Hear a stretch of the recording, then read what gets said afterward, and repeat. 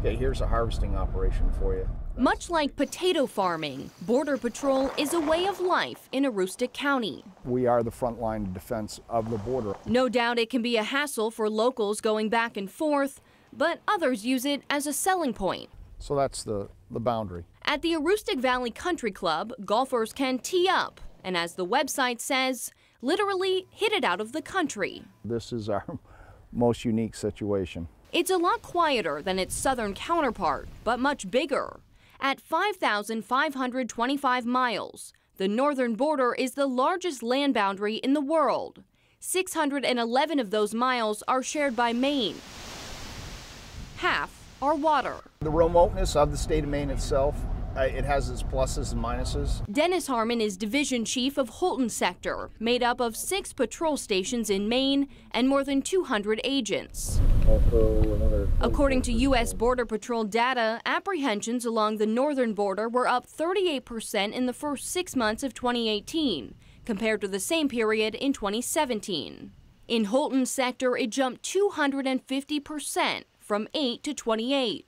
Harmon attributes some of that to an increase in staffing, but also more illegal activity. In early September, 5 Guatemalans walked right over the border. That's not something that you had really seen before over in Jackman?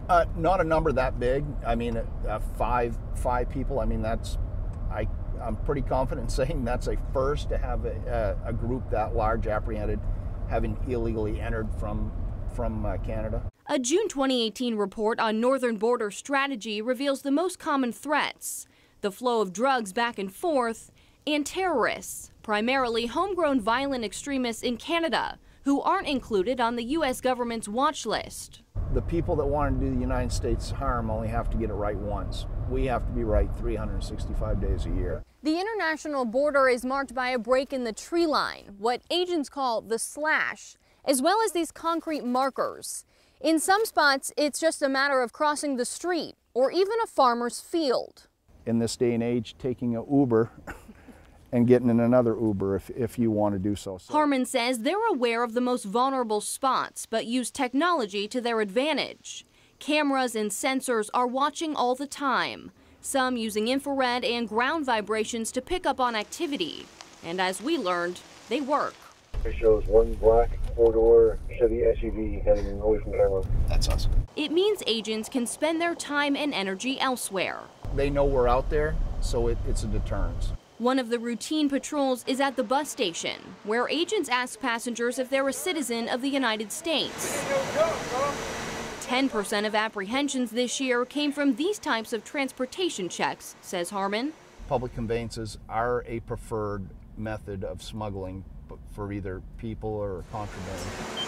Border Patrol relies heavily on intelligence, but he says it often comes down to keeping an eye out for people or things that seem out of place. One of their biggest assets is the local community.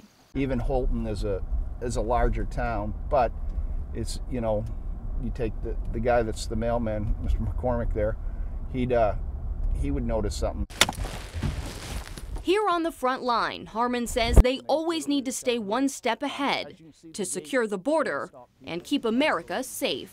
It is forever changing. So, you know, today the mousetrap will catch that mouse, but we need to build a better mousetrap to catch the next breed of mouse that comes out there. For Spotlight on America, I'm Marissa Bodner.